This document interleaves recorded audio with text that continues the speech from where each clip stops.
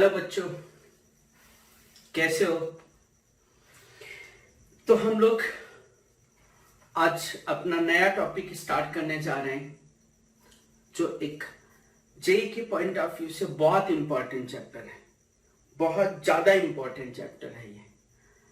चाहे JEE mains हो, चाहे आपका एडवांस हो, इससे क्वेश्चन आएगा 100%। 100% एटलीस्ट 2 क्वेश्चन या 1 से 2 क्वेश्चन तो जरूर आने। मेंस में भी और एडवांस में भी बहुत अच्छा चैप्टर है ये। जो डी ब्लॉक को हम पढ़े थे जब, तो डी ब्लॉक से ही रिलेट करते हुए कोऑर्डिनेशन, उसमें बहुत सारे कॉम्प्लेक्स सॉल्ट हम लोगों ने बात की थी, कोऑर्डिनेशन कंपाउंड की बात की थी, कॉम्प्लेक्स कंपाउंड की बात की थी। उस समय शायद हमको बहुत सारी चीजें ना समझ में आई नहीं हो, तो वही सारी चीजें डिस्कस करने के लिए अलग से टॉपिक पढ़ते हैं, जिसको हम कॉम्प्लेक्स कंपाउंड या कोऑर्डिनेशन कंपाउंड के नाम से जानते हैं। बहुत अच्छा, बहुत इंटरेस्टिंग चैप्टर है, बहुत मजा भी आने वाला है, क्योंकि कंप्लीट कॉन्सेप्ट बेस्ड चैप्टर है। इसमें रटने की चीजें बहुत ही कम है, पूरा का पूरा 100% समझने का पार्ट है। तो और समझोगे इसको तो बहुत मजा आएगी। इंटरेस्टिंग चैप्टर है। इनऑर्गेनिक जैसे इसमें फील भी नहीं, मुझे उम्मीद है आएगी, क्योंकि लगता ना कि इनऑर्गेनिक में ये पढ़ना, ये याद रखना, वो याद रखना है, यहाँ के एक्सेप्शन, वहाँ के एक्सेप्शन, तो इसमें आपको बहुत अच्छी सी फीलिंग आने वाली है। ठीक है, तो हम चैप्टर की तरफ चलते हैं। कॉम्प्लेक्स कंपाउंड या कोऑर्डिनेशन कंपाउंड। एक्चुअली जो कोऑर्डिनेशन कंपाउंड होते हैं, कोऑर्डिनेट कंपाउंड होते हैं, यहाँ पर कॉम्प्लेक्स कंपाउंड जो होते हैं वो एक्चुअली सॉल्ट होते हैं एक तरीके से। ठीक, हम अभी उसके बारे में थोड़ी देर बाद में आ रहे हैं कि कैसे उनको हम सॉल्ट बोलते हैं। यहाँ पहले हम एक इंट्रोडक्शन देते हैं आपको सॉल्ट का। सॉल्ट की बात कर रहे हैं तो हम नॉर्मल सॉल्ट यहाँ पर बात कर रहे हैं।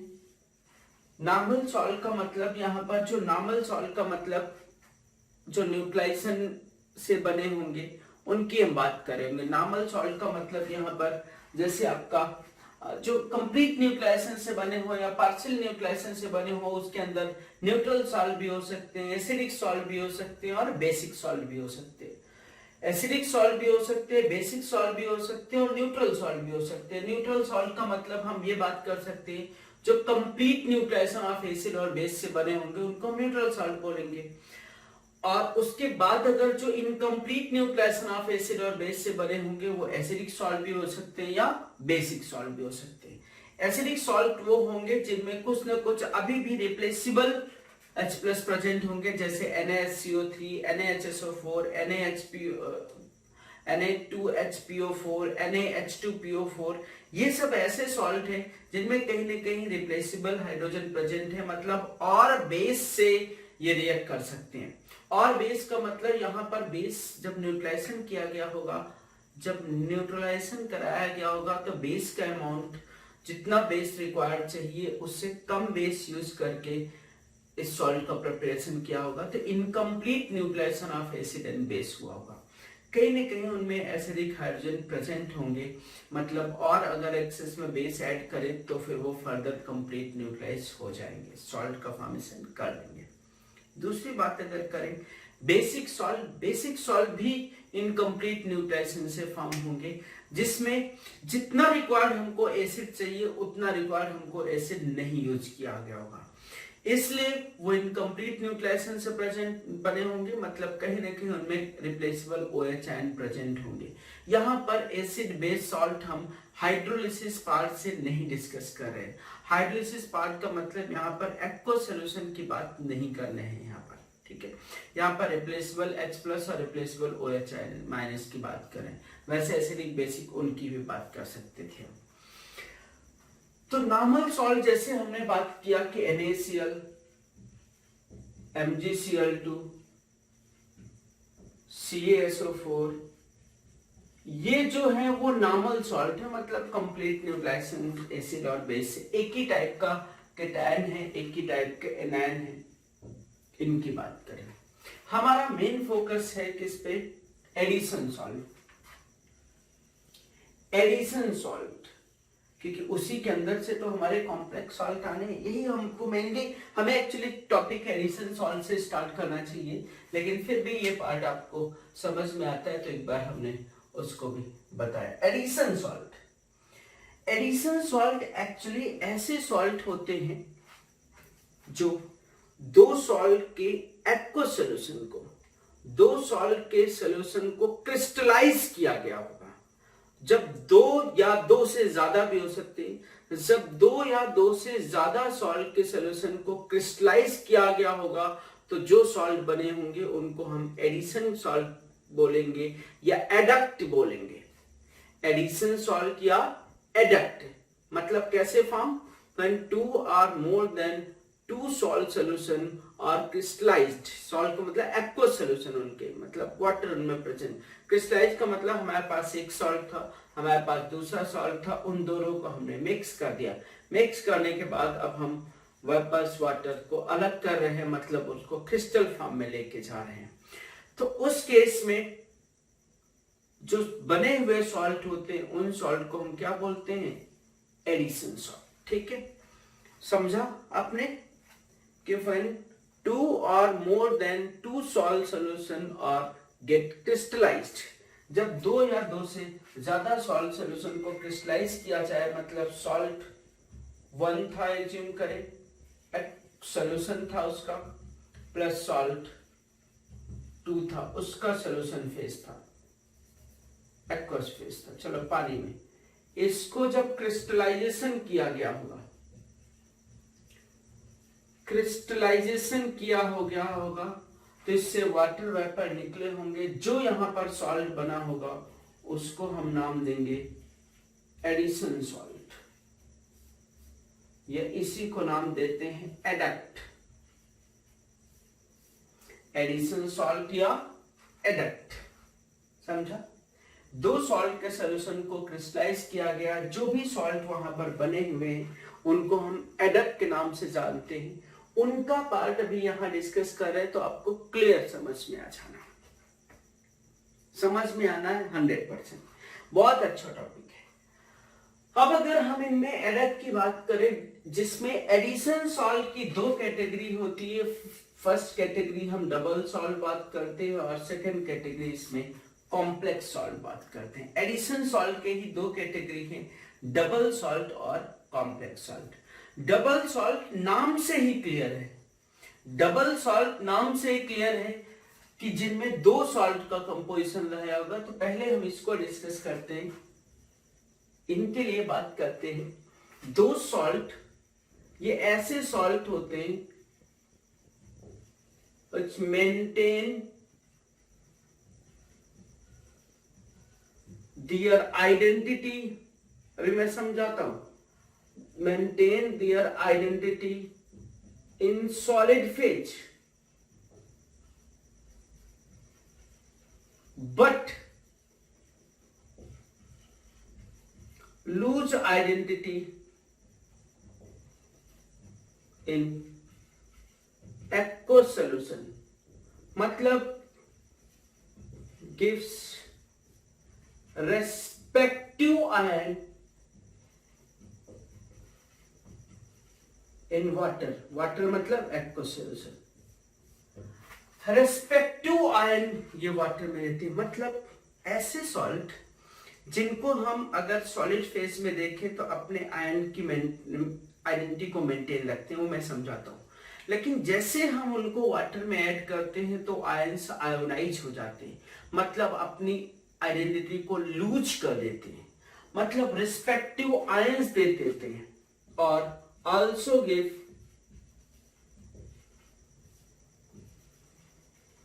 Qualitative test of all the ions, जितने भी आयंस है उनका क्वालिटेटिव टेस्ट भी देते हैं। मैं इसका पार्ट डिस्कस बाद में करता हूं। मैं यहां ऐसे सॉल्ट जो सॉलिड फेज में अपनी आइडेंटिटी को मेंटेन रखते हैं लेकिन एक्वस सॉल्यूशन में अपनी आइडेंटिटी को लूज कर देते हैं, मतलब पानी में डालने पे वो रिस्पेक्टिव आयन में डिसोसिएट हो जाते हैं, उन सॉल्ट को हम क्या सॉल्ट बोलते हैं, एडिशन सॉल्ट बोलते हैं। समझा? जैसे एज एग्जाम्पल, बहुत आसान सा टॉपिक है। जैसे मैंने लिया सर कार्नेलाइट, कार्नेलाइट एडक्ट है, that is KCl MgCl2.6H2O, addition salt है। दो सॉल्ट का हमने क्रिस्टलाइजेशन किया होगा तब ये एडिशनल सॉल्ट बना होगा, ठीक है। ये कार्नेलाइट है, डबल सॉल्ट है, दो सॉल्ट का कंपोजिशन है। अगर इसको हम एक्वस सॉल्यूशन में डालते हैं, मतलब पानी में डालते हैं, पानी में डालते हैं तो ये सॉल्ट अपने आयंस को, मतलब अपने आयंस में डिसोसिएट हो जाता है, मतलब K प्लस बन जाएगा, Mg+2 बन जाएगा और Cl माइनस बन जाएगा। और वो भी सब किस फॉर्म में, एक्वस फॉर्म में बन जाएंगे, मतलब ये वाटर के थ्रू सराउंड हो जाएंगे, वो आपको पता है। तो ऐसे सॉल्ट जो सॉलिड फेज में अपनी आइडेंटिटी को मेंटेन रख रहे हैं, सॉलिड फेज में अपनी आइडेंटिटी को मेंटेन रख रहे हैं, लेकिन जैसे इनका एक्वस सॉल्यूशन बना रहे हैं, उनको वाटर में ऐड कर रहे हैं, तो अपने रिस्पेक्टिव आयंस में क्या हो रहे हैं, डिसोसिएट हो रहे हैं। ऐसे सॉल्ट को हम कैसे सॉल्ट बोलेंगे, डबल सॉल्ट। समझा। दूसरा हम एग्जांपल लेते हैं। अब इसी में एक और क्वेश्चन हम जनरेट कर रहे हैं, समझ में आ रहा बिल्कुल अच्छे से। सॉलिड फेज में तो अपनी आइडेंटिटी है, लेकिन पानी में डालने पे रिस्पेक्टिव आयंस में क्या हो गए, डिसोसिएट हो गए, तो उन सॉल्ट को हम डबल सॉल्ट बोलते हैं। दीज आर एडिशन सॉल्ट, दो सॉल्ट से मिलके बने हुए हैं, ठीक है। अब इसमें एक क्वेश्चन हम जनरेट करते हैं, how many different ions are present,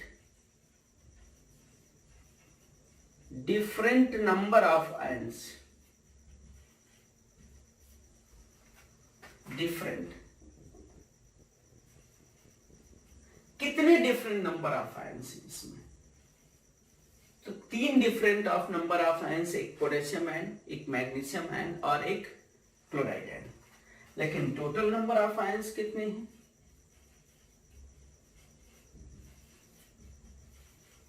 total number of ions है, एक K प्लस है, एक Cl माइनस है, एक Mg+2 है और दो Cl माइनस है, मतलब 1 2 3 2 5 आयंस है। समझना, डिफरेंट आयंस अलग चीज है और टोटल नंबर ऑफ आयंस अलग चीज है। तो तीन डिफरेंट आयंस है, लेकिन टोटल नंबर ऑफ आयंस इसमें 5 है, ठीक, क्लियर, एकदम क्लियर। दूसरा अगर हम एग्जांपल लें इसी का डबल सॉल्ट का, जैसे हमने एलम्स ले लिए, एलम्स, एलम्स पता है ना, Elms is A2SO4 dot B2SO4 का whole thrice dot 24H2O, these are alums. मैं समझाता हूं, तुमको अजीब लगा होगा कि ये एलम क्या, आपको बता दिया इन्होंने। हाँ जी, एलम यही है, this is general formula of alum. Alum का ये जनरल फॉर्मूला है। अगर हम इसको एक्वस सॉल्यूशन में डालें, पानी में डालें, तो एक A प्लस बनेगा, एक B+3 बनेगा और एक SO4 2 माइनस बनेगा, एक्वस में, सब एक्वस में है।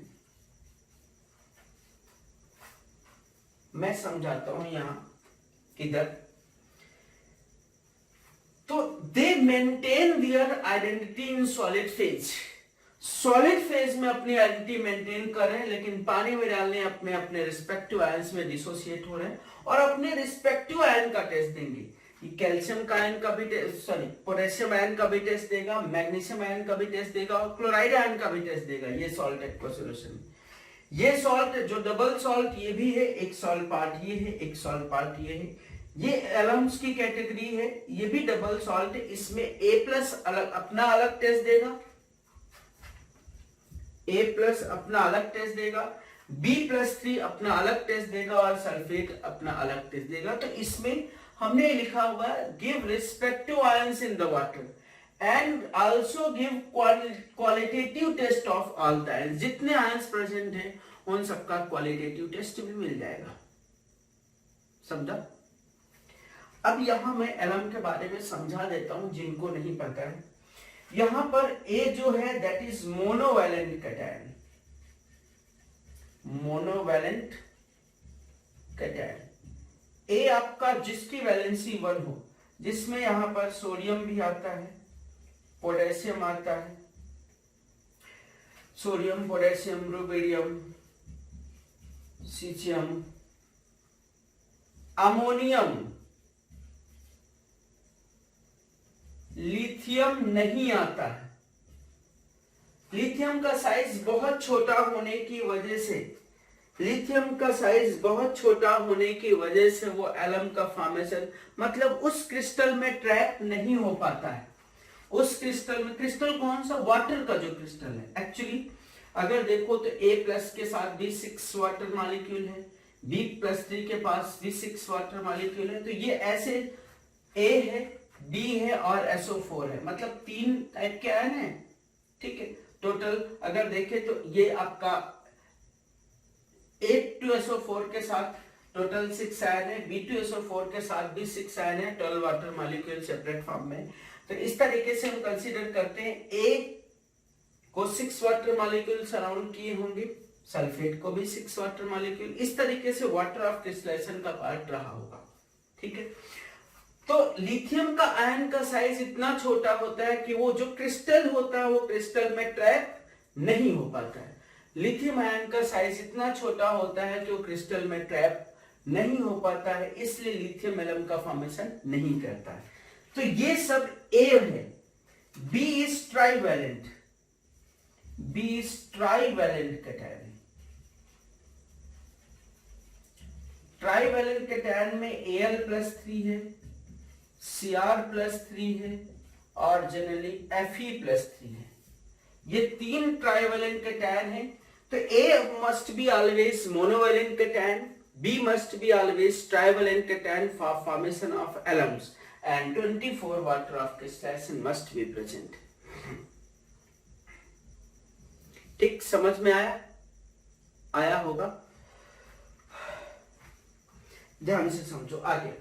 तो ये आयोनाइज होके, अब मान लिया पोटास एलम है, मैंने पोटास एलम का फॉर्मूला देखा, पोटास एलम है, potash alum is K2SO4 dot Al2SO4 का होल थ्राइस डॉट 24H2O। अगर इसके हम एक्व सोल्यूशन बनाने की बात करें तो K प्लस आयोनाइज होगा, सल्फेट आयन आयोनाइज होगा, Al+3 आयोनाइज होगा, सल्फेट आयन आयोनाइज होगा। मतलब एक्व सोल्यूशन में पोटेशियम आयन का भी टेस्ट देगा, एल्यूमिनियम आयन का भी टेस्ट देगा और सल्फेट आयन का भी टेस्ट देगा। टेस्ट क्या है वो हम लोग आगे डिस्कस करेंगे, सॉल्ट एनालिसिस, क्वालिटेटिव एनालिसिस में ये पार्ट डिस्कस करेंगे, आपको समझ आ जाएगा। ठीक है, तो ये भी डबल सॉल्ट का पार्ट था, इसको हम बोलते हैं डबल सॉल्ट और this is also category of addition salt.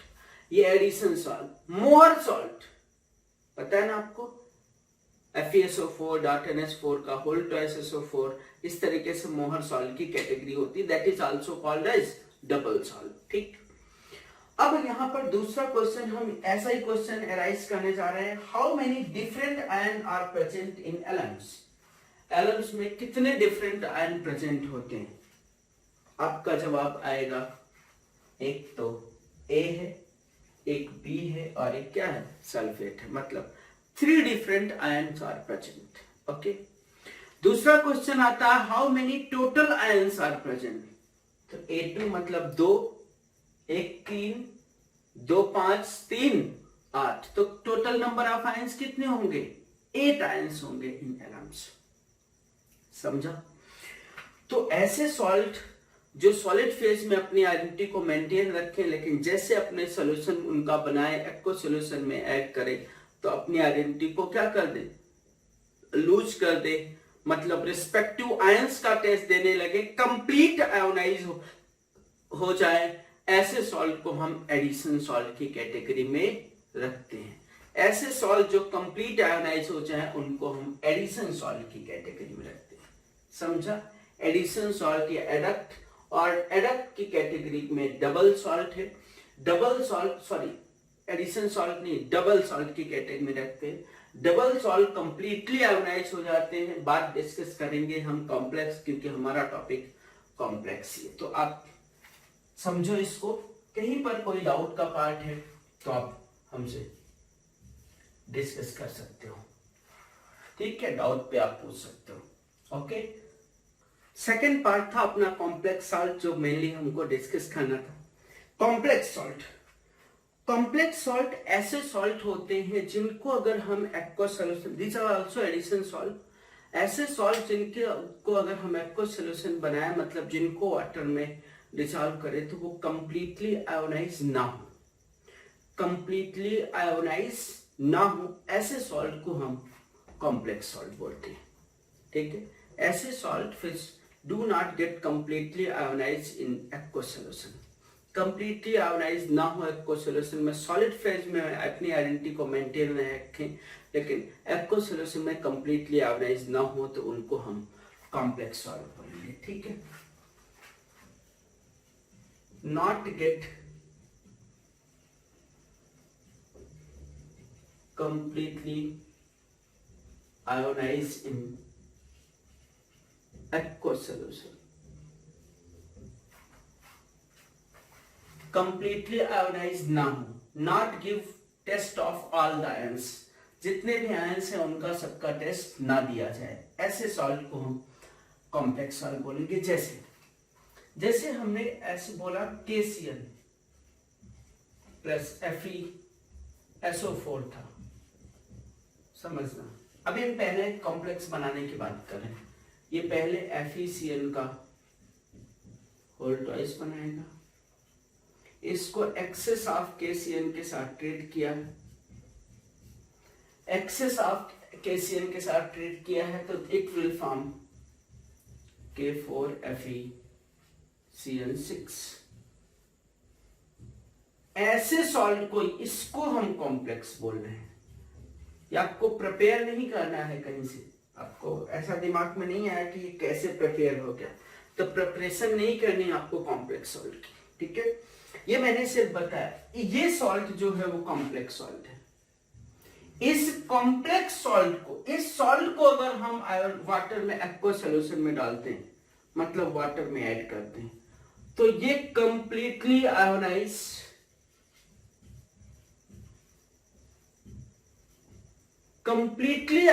नहीं होगा।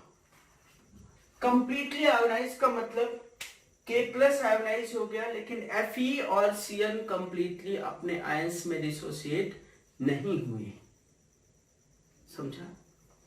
तो ऐसे सॉल्ट जो कंप्लीटली आयोनाइज ना हो, इस टाइप के सॉल्ट को हम कॉम्प्लेक्स सॉल्ट बोलेंगे। जैसे मैंने बोला CuNH3 का होल फोर्थ SO4, ये एक एग्जांपल लिया, ये कॉम्प्लेक्स में। अभी ये सब टर्मिनोलॉजी आपको बताता हूं। इसको अगर हम इसका एक्वस सॉल्यूशन बनाते, इनको वाटर में ऐड करते, इस सॉल्ट को वाटर में ऐड करते, तो भी ये कंप्लीटली आयोनाइज नहीं होगा। CuNH3 का होल फोर्थ +2 और सल्फेट आयन का एक्वस सॉल्यूशन बन जाना। मतलब हमारा ये है कि CuNH3 ये पार्ट कंप्लीटली आयोनाइज नहीं हुआ, यहाँ पर FeCl6 भी कंप्लीटली आयोनाइज नहीं हुआ। तो ऐसे सॉल्ट, ये भी दो सॉल्ट से मिलकर बने रहे होंगे, ये भी कहीं ना कहीं दो सॉल्ट का यूज हुआ होगा, आगे हम बात करेंगे इसके बारे में। ऐसे सॉल्ट जिनका एक्वस सॉल्यूशन बनाने पे वो कंप्लीटली आयोनाइज ना हो, ऐसे सॉल्ट को हम कौन से सॉल्ट बोलते हैं? These salt are categorised in complex salt. मतलब ये सॉल्ट कंप्लीटली हर एक आयन का टेस्ट नहीं देते हैं, जबकि जो एडिशन सॉल्ट में डबल सॉल्ट थे, डबल सॉल्ट हर एक आयन का टेस्ट दे देता है। क्लियर? तो ऐसे सॉल्ट जो कंप्लीटली आयोनाइज होके रिस्पेक्टिव आयंस का टेस्ट ना दे, उनको हम कॉम्प्लेक्स सॉल्ट बोलते हैं। और ऐसे सॉल्ट जो कंप्लीटली आयोनाइज होके all they give test of all the ions, तो उनको हम क्या बोलते हैं? एडिशन सॉल्ट में डबल सॉल्ट की कैटेगरी। समझ में आया होगा? टर्मिनोलॉजी क्या है, हम टर्मिनोलॉजी को आपको एक्सप्लेन करेंगे, उसका घबराने की बात नहीं। परफेक्टली सारी चीजें। अभी आपको डबल सॉल्ट और कॉम्प्लेक्स सॉल्ट में डिफरेंस समझ में आया। कॉम्प्लेक्स जब कभी बात करेंगे तो एक्चुअली स्क्वायर ब्रैकेट की बात करेंगे, वो हम आपको अभी बताते हैं। स्क्वायर ब्रैकेट का टर्म हम आपको एक्सप्लेन करते हैं कि क्या एक्चुअली स्क्वायर ब्रैकेट का टर्म होता है। ठीक, अब यहाँ पर हम थोड़ा सा बात करने जा रहे हैं टर्मिनोलॉजी कि क्या क्या हम कॉम्प्लेक्स और डबल सॉल्ट मैंने बता दिया है। अब हम टर्मिनोलॉजी क्या क्या यूज करेंगे उसके बारे में बात कर रहे हैं। ठीक है, टर्मिनोलॉजी।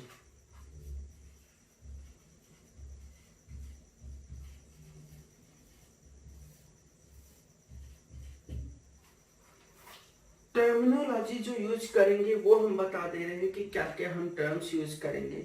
सबसे पहला टर्म जो यूज करेंगे वो यहां पर हम बात करने जा रहे हैं कोऑर्डिनेशन स्फीयर।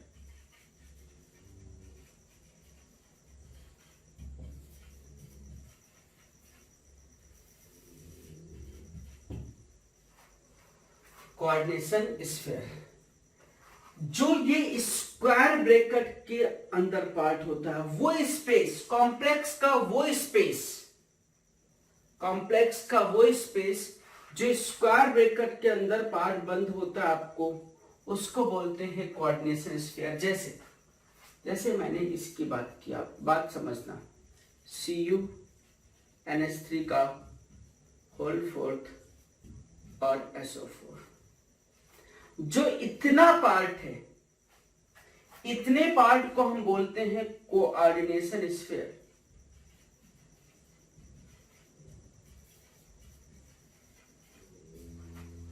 स्फीयर मैं आपको समझाता हूं स्फीयर।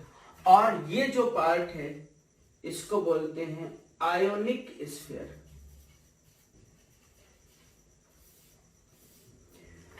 कोऑर्डिनेशन स्फीयर के बाहर का जितना भी पार्ट होता है that is called as ionic sphere, और ये होता है कोऑर्डिनेशन स्फीयर। जैसे यहां पर एक्चुअली वो हम बात को भी बताते, कॉपर जो होता है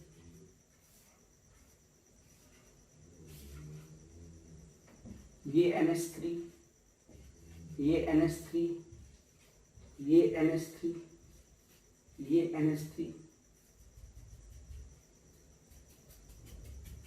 ये 3D का जो स्पेस, ये 3D का जो स्पेस आपको दिख रहा है, ये 3D का जो स्पेस दिख रहा है उसको हम बोलते हैं कोऑर्डिनेशन स्फीयर। और इसके बाहर अगर जो सल्फेट है,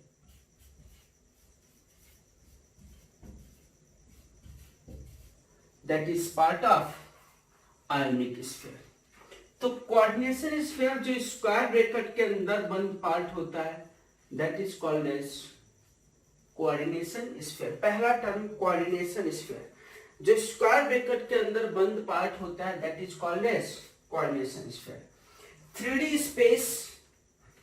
स्पेस इसको एक्चुअली इसको बोलते हैं, अभी हम बताते हैं, दैट इज कॉल्ड एज, एक इसमें वो भी टर्म है एक्सप्लेन करते, that is called as central metal और आयन। सेंट्रल मेटल या आयन CM के नाम से जानते हैं। सेंट्रल मेटल वो मेटल जिसको सराउंडिंग न्यूट्रल या आयोनिक, वो मेटल जिसके सराउंडिंग में न्यूट्रल या आयोनिक स्पीशीज प्रेजेंट हो, उस मेटल को हम सेंट्रल मेटल बोलते हैं। वो मेटल या मेटल आयन जिसके सराउंडिंग में न्यूट्रल या आयोनिक स्पीशीज प्रेजेंट हो, ये सब अमोनिया न्यूट्रल दिख रहा है, यहां देखोगे तो Cn आपको कैसा दिखेगा, आयोनिक दिखेगा, नेगेटिव चार्ज। तो metal which is surrounded by neutral और ionic species is called as central metal. ठीक समझे? मेटल या मेटल आयन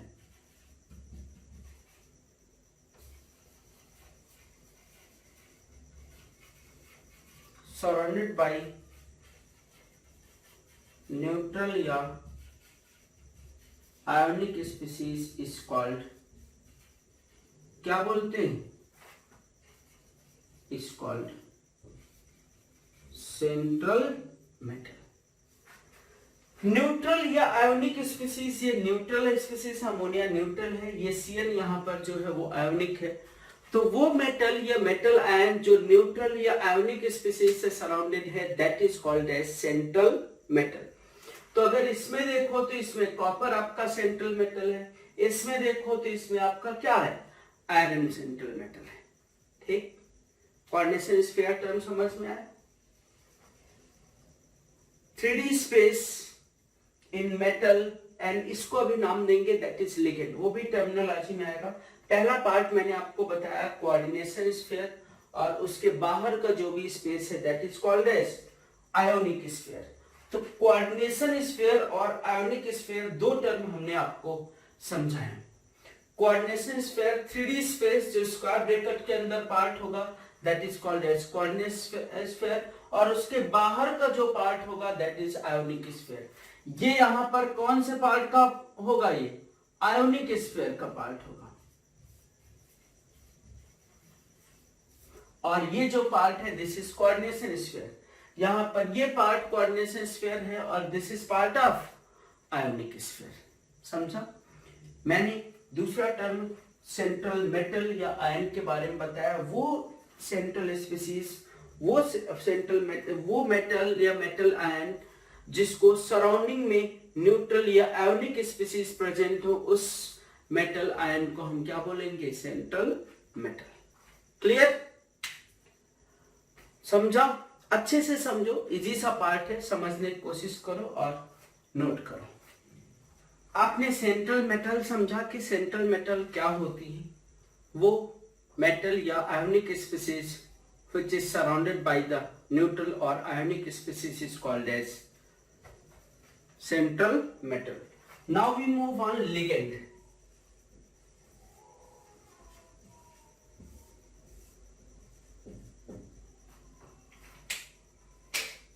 Ligand.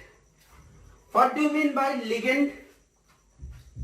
देखो ligand टर्म, लिगेंड का मतलब ये होता है कि वो जो सेंट्रल मेटल या मेटल आयन को जो सराउंडिंग स्पीसीज होती है inside the coordination sphere, central metal या मेटल आयन को जो सराउंडेड स्पीसीज होती है inside the coordination sphere, that species is called as ligand.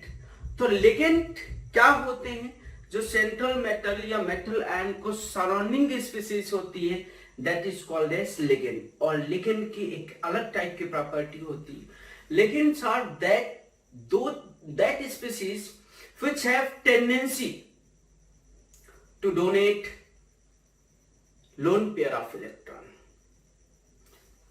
Ligand is that species which have tendency to donate lone pair of electron is called, समझ आ गया, that neutral or charged species, that neutral or charged species which have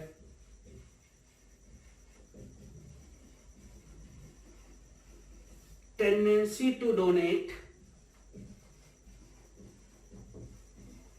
lone pair of electron, किसको, to central metal or central metal ion। Central metal को या central metal ion को वो neutral या charge species जिसकी lone pair donate करने की tendency हो, it's called what is called, that is called as ligand। That neutral or charged species which have tendency to donate pair of electron, lone pair of electron to central metal or metal ion is called as ligand। समझा? अभी ध्यान दो, ligand जैसे यहां पर central metal है या central metal ion है और ligand को रिप्रेजेंट करते हैं दैट इज कॉल्ड L। मैं समझाऊंगा, दिस इज ligand। लिगेंड के पास एटलीस्ट एक pair of non bonded electron चाहिए, एक pair of non bonded electron चाहिए, दैट इज लोन पेयर। ये लोन पेयर सेंट्रल मेटल को डोनेट किया जा रहा होगा। तो ये जो M है इसको हम नाम दे रहे हैं सेंट्रल मेटल, और जो L है that is called as, this is called as ligand. At least एक pair of electron central metal को या मेटल आयन को डोनेट कर रहा है, और जब पेयर ऑफ इलेक्ट्रॉन डोनेट कर रहा है तो ये जो बॉन्ड होगा that is coordinate bond. Coordinate bond, और कोऑर्डिनेट बॉन्ड आप जानते हो कि after formation it behave as covalent bond. Coordinate bond form होने के बाद कोवैलेंट बॉन्ड की तरह बिहेव करता है। कोऑर्डिनेट बॉन्ड डायरेक्शनल बॉन्ड होता है। डायरेक्शनल बॉन्ड का मतलब इस बॉन्ड की वजह से इसमें हाइब्रिडाइजेशन टर्म भी यूज होता है, और इस बॉन्ड की वजह से उसमें आइसोमेरिज्म टर्म भी होता है। डायरेक्शनल प्रॉपर्टी होती है इसकी। और coordinate bond after formation behave as covalent bond. Clear? अब देखो ऐसा कैसे हो रहा होगा।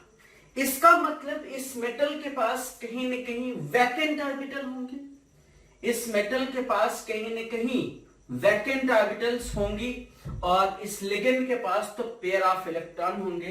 तो central metal electron pair accept कर रहा है। Central metal is accepting electron pair, accepting, central metal is accepting electron pair, so it act as, किस तरह, जो इलेक्ट्रॉन पेयर एक्सेप्ट करते हैं, बोलो, जो इलेक्ट्रॉन पेयर एक्सेप्ट करते हैं एक्ट एज, किस तरह, they act as Lewis acid. Central metal या central metal ion electron pair accept करता होगा तो उसको हम लुईस एसिड बोलेंगे। लिगेंड इलेक्ट्रॉन पेयर डोनर होता है, इलेक्ट्रॉन पेयर डोनर है, ligand is electron pair donor, so act as what, Lewis base. Ligand electron pair donor होता है तो so this act as Lewis base. तो समझ में आया? लिगेंड का मतलब जो इलेक्ट्रॉन पेयर डोनर है। हम ये नहीं कह रहे कि एक पेयर ऑफ इलेक्ट्रॉन, एक पेयर भी डोनेट कर सकते हैं, दो पेयर भी डोनेट कर सकते हैं, वो बाद में हम डिस्कस करेंगे। तो यहां पर हमको टर्म डिस्कस करना था, टर्मिनोलॉजी का मतलब लिगेंड। सेंट्रल मेटल मैंने आपको बताया, सेंट्रल मेटल के पास कहीं ना कहीं वैकेंट ऑर्बिटल होंगी जो लिगेंड से इलेक्ट्रॉन पेयर एक्सेप्ट कर रहा होगा। जब लिगेंड से इलेक्ट्रॉन पेयर एक्सेप्ट कर रहा होगा तो this will act as Lewis acid and this will act as Lewis base. तभी तो एक Lewis acid electron pair ligand से ले रहा होगा, तो लिगेंड लुईस बेस की तरह काम कर रहा होगा। और bond form between metal and ligand is called as coordinate bond. Coordinate bond directional bond होता है, डायरेक्शनल प्रॉपर्टी होती है। आयनिक बॉन्ड की डायरेक्शनल प्रॉपर्टी नहीं होती है। कोवैलेंट बॉन्ड भी डायरेक्शनल बॉन्ड होता है। आयोनिक बॉन्ड डायरेक्शनल इसलिए नहीं होता है क्योंकि वो तो एक इलेक्ट्रोस्टैटिक फोर्स है, उसमें कोई बॉन्डिंग जैसा कोई पार्ट नहीं होता है, ऑर्बिटल की कोई ओवरलैपिंग जैसा पार्ट नहीं होता है। ओके, तो सेंट्रल मेटल और लिगेंड के बीच में bond form is called as coordinate bond. Clear? तो ये टर्म मैंने लिगेंड बताया, इसका डिटेल डिस्कशन हम आगे करते हैं चल के। ठीक, नेक्स्ट टर्मिनोलॉजी ले रहे हैं थर्ड, ये थर्ड टर्मिनोलॉजी थी, हम फोर्थ टर्मिनोलॉजी ले रहे हैं, that is CON। CON is called as coordination number. Coordination number, समझना, coordination number. What do you mean by coordination number? CON is coordination number। Coordination number का मतलब ligand, एक ligand central metal को एक lone pair भी donate कर सकता है, दो भी डोनेट कर सकता है, वो अलग अलग एटम होंगे जिनके थ्रू वो इलेक्ट्रॉन पेयर डोनेट कर रहा होगा। अब coordination number is property of central metal, it is property of central metal या आयन, वो चार्ज्ड भी हो सकता है, न्यूट्रल भी हो सकता है।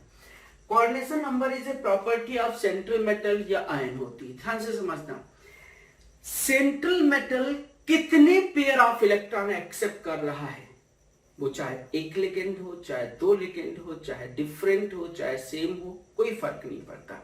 ठीक, how many pair of electron is accepting, that is called as coordination number.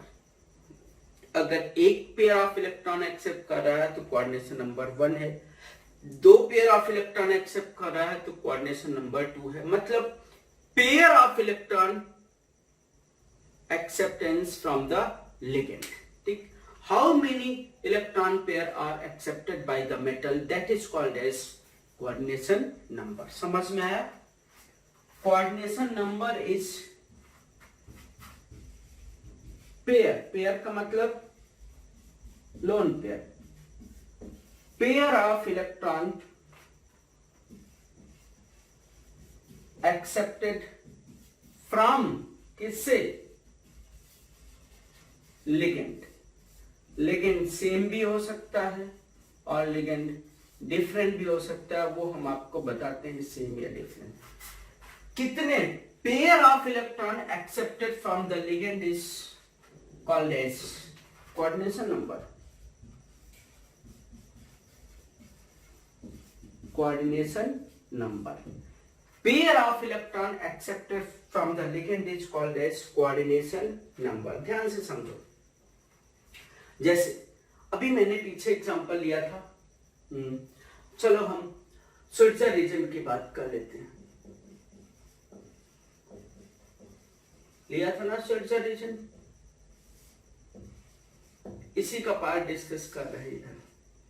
Schweitzer reason is CuNH3 का होल फोर्थ और SO4। लिगेंड जो होते हैं वो ये लिगेंड है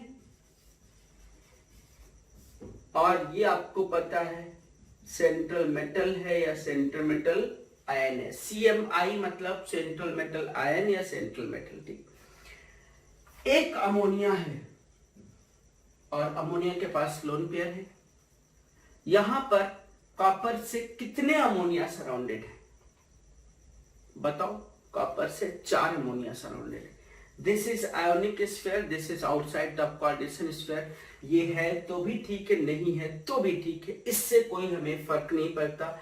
ये सिर्फ इसके आयनिक वैलेंस को, चार्ज को मेटल के मेंटेन करने के लिए लिखा गया है, बस, और कोई रोल नहीं है कॉम्प्लेक्स फॉर्मेशन में। Okay, how many lone pair are donated by 1 ammonia, that is 1 lone pair. कितने अमोनिया हैं? 4। इसका मतलब how many lone pair are accepted from the ligand to central metal, total कितने इलेक्ट्रॉन पेयर एक्सेप्ट कर रहा है? 4 electron pair accept कर रहा है, इसलिए इसकी कोऑर्डिनेशन नंबर कितनी हो जाएगी? 4 हो जाएगी। Coordination number is 4। क्यों? कि 4 इलेक्ट्रॉन पेयर एक्सेप्ट कर रहा है वो, इसलिए कोऑर्डिनेशन, मैंने क्या बोला, lone pair, pair of electron accepted from the ligand, same भी हो सकता है या डिफरेंट भी हो सकता है, that is called as coordination number. समझा तुमने? क्या मैंने समझाया? मैंने समझाया कि लिगेंड क्या होते हैं, न्यूट्रल या चार्ज स्पीशीज होती है जिसकी टेंडेंसी होती है पेयर ऑफ इलेक्ट्रॉन होने की, और उसके साथ होने के बाद भी वो क्या कर सके, डोनेट कर सके, किसको? सेंट्रल मेटल या सेंट्रल मेटल आयन को। मैंने पहले डिस्कस किया, ये मेटल है, मेटल के पास कहीं ना कहीं वैकेंट ऑर्बिटल होंगी, तभी वो इलेक्ट्रॉन पेयर ले रहा होगा, और ये L term is related from ligand, ligand को L से डिनोट करते हैं। Ligand pair of electron central metal को दे रहा है, तो वो एक्सेप्ट कर रहा है, इसलिए उसको हम लुईस एसिड बोल रहे हैं। इलेक्ट्रॉन पेयर डोनेट कर रहा है तो this act as Lewis base, और लुईस बेस और लुईस एसिड के बीच में जो बॉन्ड बन रहा है वो कोऑर्डिनेट बॉन्ड बन रहा है, और कोऑर्डिनेट बॉन्ड डेटिव बॉन्ड के नाम से जानते हैं, जो इलेक्ट्रॉन पेयर डोनर और एक्सेप्टर के बीच में जनरेट होता है। अगला टर्म मैंने यहाँ इंट्रोड्यूस किया है कोऑर्डिनेशन नंबर। कोऑर्डिनेशन नंबर का मतलब होता है number of electron pair accepted from the ligand to central metal. Pair of electron accepted from the ligand is called as coordination number. किसको accepted? Central metal. Central metal कितने pair of electron accept कर रहा है, that is called as coordination number. ये एक example Schweitzer reason के लिए दिया। मैंने कॉपर को 4 अमोनिया सराउंड कर रहे हैं, एक अमोनिया एक पेयर ऑफ इलेक्ट्रॉन डोनेट कर रहा है, तो कितने कोऑर्डिनेशन नंबर हो गई कॉपर की? That is simply 4। ठीक है, समझा होगा आपने। आगे का पार्ट हम डिस्कस करते हैं। तो ये कुछ मैंने एग्जांपल दिए हैं जिसमें आपको कोऑर्डिनेशन नंबर फाइंड आउट करना है कि उस मेटल से कितने लिगेंड सराउंडेड है, वो उसकी कोऑर्डिनेशन नंबर होगी। First case Fe H2O। H2O हमेशा एक ही लोन पेयर डोनेट करता है, तुमने पहले से सीखा हुआ है, इसके बारे में कोई प्रॉब्लम नहीं, अच्छे से जानते हो। H2O एक पेयर ऑफ इलेक्ट्रॉन डोनेट करता है, तो इसकी इसका लिगेंड कितने हो गए इससे? आयरन से सराउंडेड 6, तो कोऑर्डिनेशन नंबर कितनी हो गई?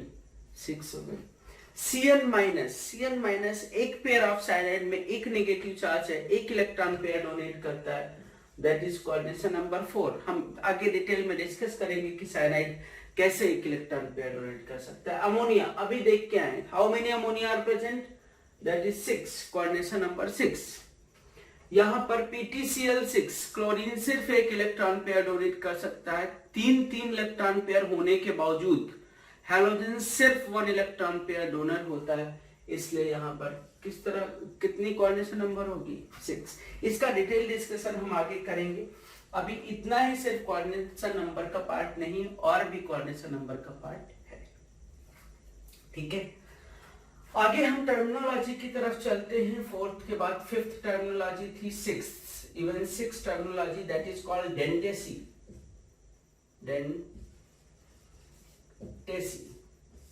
डेंडेसी is the property of ligand. ये लिगेंड की प्रॉपर्टी थी। जैसे हमने कोऑर्डिनेशन नंबर देखा is the property of central metal, वैसे denticity is the property of ligand. Denticity का मतलब यहां पर है कि लिगेंड, एक लिगेंड कितने पेयर ऑफ इलेक्ट्रॉन डोनेट कर रहा है, एक लिगेंड कितने पेयर ऑफ इलेक्ट्रॉन डोनेट कर रहा है, तो वो उसकी डेंडेसी होगी। ठीक है, number of pair of electron donated by the ligand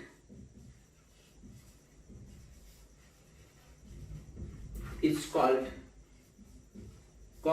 edge डेंडेसी।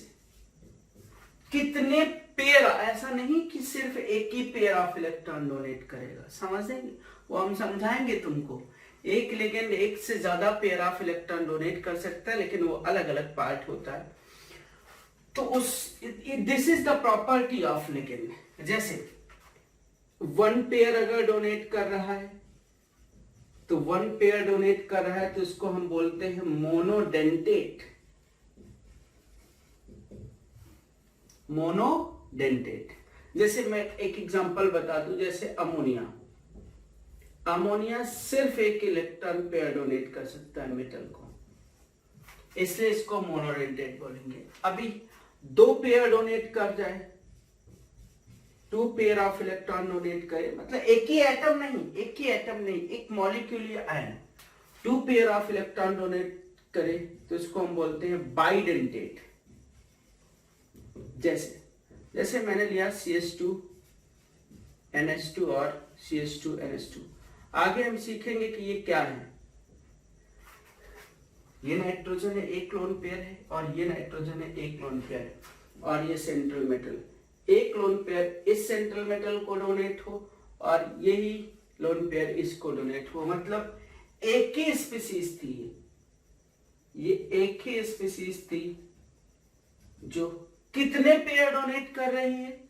2 pair donate कर रहे हैं, इसलिए हम इसको बाइडेंटेट बोलते हैं। 3 पेयर डोनेट करें तो ट्राइडेंटेट, टेट्राडेंटेट, पेंटाडेंटेट। हम आगे इसका डिटेल डिस्कशन करेंगे। हम बस अभी टर्मिनोलॉजी की बात कर रहे हैं कि जब एक पेयर ऑफ इलेक्ट्रॉन डोनेट हो रहा है तो मोनोडेंटेट, 2 पेयर ऑफ इलेक्ट्रॉन, एक ही स्पीसीज, एक ही कंपाउंड, चार्ज है या न्यूट्रल है, कौन सी है ये हम अपना डिस्कशन कर लेंगे। एक से ज्यादा पेयर डोनेट हो रहे हैं तो पॉलीडेंटेट की कैटेगरी में। पॉलीडेंटेट में बाइडेंटेट भी हो सकते हैं, ट्राइडेंटेट भी हो सकते हैं, टेट्राडेंटेट भी हो सकते हैं, पेंटाडेंटेट भी हो सकते हैं और हेक्साडेंटेट तक हो सकते हैं। समझा होगा आपने? इनका हम डेंडेसी का डिटेल डिस्कशन और करेंगे। बस ये समझाना था मुझे कि लिगेंड की प्रॉपर्टी होती है, एक लिगेंड मतलब एक मॉलिक्यूल, एक एटम नहीं, मॉलिक्यूल में एक से ज्यादा एटम हो सकते हैं और वो अलग अलग भी हो सकते हैं, सेम भी हो सकते हैं। वो पेयर ऑफ इलेक्ट्रॉन डोनेट कर रहे हैं, एक मॉलिक्यूलर फॉर्म हो या एक आयनिक फॉर्म हो, वो कितने पेयर ऑफ इलेक्ट्रॉन डोनेट कर रहे हैं, दैट इज कॉल्ड एज डेंडेसी। समझा? तो डेंडेसी और कोऑर्डिनेशन नंबर 2 अलग अलग चीजें। डेंडेसी लिगेंड की होती, कोऑर्डिनेशन नंबर सेंट्रल मेटल की होती। अब ये इलेक्ट्रॉन पेयर डोनेट कर रहा है तो अभी इस मेटल की कोऑर्डिनेशन नंबर कितनी हो जाएगी? 1 नहीं 2, क्योंकि ये ligand 2 pair of electron donate कर रहा है। ये ligand 2 pair of electron donate कर रहा है, इसलिए इसको हम कोऑर्डिनेशन नंबर 2 बोलेंगे। वो चाहे सिमिलर लिगेंड हो चाहे डिफरेंट लिगेंड हो, एक ही लिगेंड है लेकिन 2 पेयर ऑफ इलेक्ट्रॉन डोनेट कर रहा है, इसलिए इसको हम कोऑर्डिनेशन नंबर 2 में बोलेंगे। ये हमारी कोऑर्डिनेशन नंबर 2 है। समझा? समझ में आया होगा? तो इसकी कोऑर्डिनेशन नंबर 2 है और यहां पर मेटल को डोनेट, मेटल है, मेटल आयन है, +x लिख दिया, +y लिख दिया, कुछ भी चार्ज हो सकता है, नहीं हो सकता है, वो हमको सीखना नहीं है यहाँ पर। ठीक है, वो आपको मेंशन, वो आपको कैलकुलेट ऑक्सीडेशन नंबर निकालना आता है ना, तो बस दैट इज वही चार्ज आपका होगा। अगली बात अगर हम करना चाहें डेंडेसी के बाद, कोऑर्डिनेशन नंबर हो गई, डेंडेसी हो गई, ये सारे टर्म हो गए। अब हम जैसे कोऑर्डिनेशन नंबर हम एक आइडिया देते हैं कि जनरल से एक बात आगे हम डिस्कस करेंगे, एकदम फैक्ट नहीं है कि कोऑर्डिनेशन नंबर कितनी हो सकती है मेटल की। एक मेटल कितने पेयर ऑफ इलेक्ट्रॉन ले सकता है? अच्छा, मेटल लेता क्यों है? ये हम लोगों ने डी ब्लॉक में पढ़ा ही है, कॉम्प्लेक्स फॉर्मेशन पढ़ा है। मेटल की क्यों कॉम्प्लेक्स फॉर्मेशन टेंडेंसी होती है? Why metal form complex? क्यों? एक क्वेश्चन ये आता है, क्या रीजन है कि मेटल कॉम्प्लेक्स का फॉर्मेशन करता है? जवाब दो। आपको डी ब्लॉक में पढ़ाया है कि व्हाई मेटल फॉर्म कॉम्प्लेक्स, क्यों मेटल कॉम्प्लेक्स का फॉर्मेशन करती है। शायद तुम्हारे पास जवाब होगा इसका, बिकॉज ऑफ एक तो स्मॉल साइज, और किसकी कॉम्प्लेक्स फॉर्मेशन टेंडेंसी होती है ये अब ना बताना पड़े, ये सब पहले बता चुके हैं डी ब्लॉक में। डी ब्लॉक के मेटल की फॉर्मेशन कॉम्प्लेक्स टेंडेंसी सबसे ज्यादा होती है। एफ ब्लॉक में थोड़ी सी कम थी, लेंथेनाइट की एकदम बहुत ही नेग्लिजिबल थी, और एक्टिनाइट की फिर भी थोड़ी सी कॉम्प्लेक्स फॉर्मेशन टेंडेंसी थी। Small size. दूसरा था high effective nuclear charge, effective nuclear charge, high effective nuclear charge था इनका। और तीसरा पार्ट था, अगर याद करो तो, due to availability of vacant orbital. Main चीज तो वही थी, तभी तो लिगेंड से वो इलेक्ट्रॉन पेयर एक्सेप्ट करेगा, due to availability of vacant orbital. Low energy की ऑर्बिटल होंगी, बहुत हाई एनर्जी की ऑर्बिटल नहीं होगी। ठीक है, एनर्जी उनकी बहुत, क्योंकि वहां ओवरलैपिंग का पार्ट होना है। ड्यू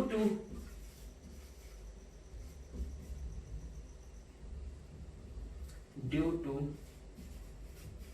अवेलेबिलिटी ऑफ क्या vacant orbitals, vacant orbital high effective nuclear charge और स्मॉल साइज। मेन रीजन ही हम लोग यही डिस्कस कर रहे थे, किया था हम लोगों ने डी ब्लॉक में कि 5 मेटल फॉर्म कॉम्प्लेक्स, तो उसका रीजन था small size, high effective nuclear charge as well as availability of vacant D orbital या वैकेंट ऑर्बिटल। डी भी हो सकती है, एस भी हो सकती है और पी भी हो सकती है। वहां हम आपको डिटेल आगे इसमें बता रहे हैं कि कौन कौन सी ऑर्बिटल की वैकेंट होने की बात करने वाले हैं। ठीक समझ आया आपका? तो डेंडेसी टर्म बताया यहां पर और उसके बाद मेटल फॉर्म कॉम्प्लेक्सेस की बात किया हुआ है। ठीक समझ में आया होगा, नोट कर लो। तो हम नेक्स्ट पार्ट डिस्कस करते हैं इसी का। एक तो जनरल टर्म जो मैंने कोऑर्डिनेशन नंबर बोला, उसको जनरली कोऑर्डिनेशन नंबर कितनी हो सकती है जनरल डिस्कशन देते हैं। ये एकदम एक्सपेरिमेंटली फैक्ट की तरह है, समझ लो। ये हम कंप्लीटली इसको प्रूफ नहीं कर सकते, बस आइडिया ले सकते हैं कि what is the coordination number of metal, किस ऑक्सीजन स्टेट में कितनी कोऑर्डिनेशन नंबर होगी, बस एक आइडिया ले रहे हैं यहां पर। Coordination number of metal ion, metal या मेटल आयन की कोऑर्डिनेशन नंबर की हम यहां पर बात करने जा रहे हैं। ठीक है, ध्यान देना। जो 3D सीरीज है,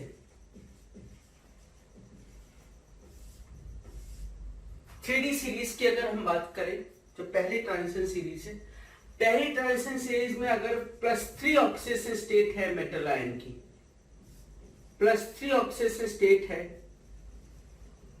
तो उसकी हमेशा कोऑर्डिनेशन नंबर 6 होगी। मतलब ऐसे समझ लो, जितनी ज्यादा हायर ऑक्सीजन स्टेट होगी मतलब उसके पास इलेक्ट्रॉन की कमी उतनी ज्यादा होगी, मतलब इफेक्टिव न्यूक्लियर चार्ज उतना ज्यादा होगा। जब न्यूक्लियर चार्ज ज्यादा होगा तो इलेक्ट्रॉन पेयर लेने की टेंडेंसी ज्यादा होगी, इसलिए उसकी कोऑर्डिनेशन नंबर ज्यादा होगी। मतलब ज्यादा से ज्यादा लिगेंड उसको इलेक्ट्रॉन पेयर डोनेट करेंगे। जब उसकी ऑक्सीजन स्टेट ज्यादा होगी तो इलेक्ट्रॉन पेयर लेने की टेंडेंसी ज्यादा होगी।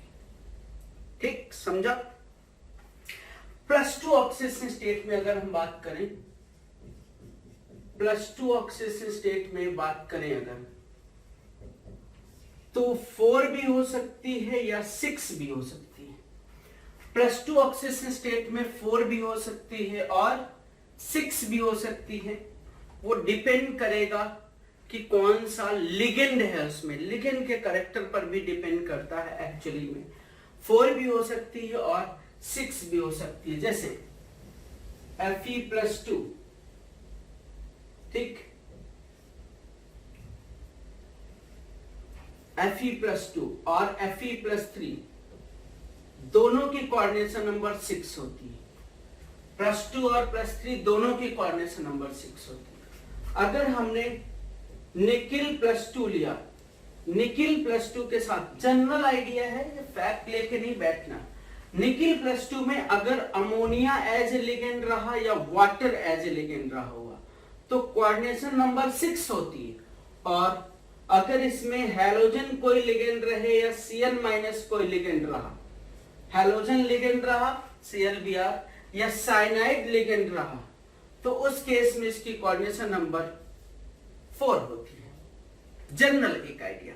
ठीक, +3 ऑक्सीजन स्टेट में 6 होनी, +2 में 4 भी हो सकती है और 6 भी हो सकती है, डिपेंड करेगा लिगेंड की सिचुएशन पे, जैसे एक एग्जांपल बताया।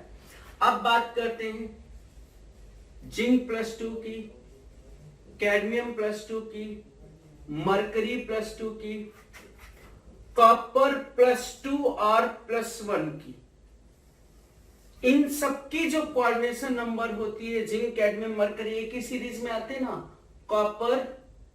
कॉपर जिंक ऐसे लिखते हैं।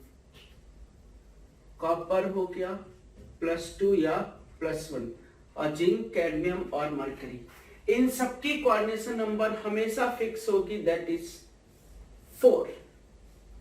एक आइडिया ले रहे हैं हम, इसी के बेस पे, ये कोई हम कहीं से का प्रूफ नहीं है या कहीं से अपन ये फिक्स नहीं बोल रहे हैं, बस एक जनरल आइडिया है कि किस कोऑर्डिनेशन नंबर पे कौन सी ऑक्सीजन स्टेट होगी। और अगर बात करें Ag प्लस है और Au प्लस है, गोल्ड +1 है और सिल्वर +1 है, तो उसकी कोऑर्डिनेशन नंबर हमेशा 2 होगी, उसकी कोऑर्डिनेशन नंबर हमेशा 2 होगी।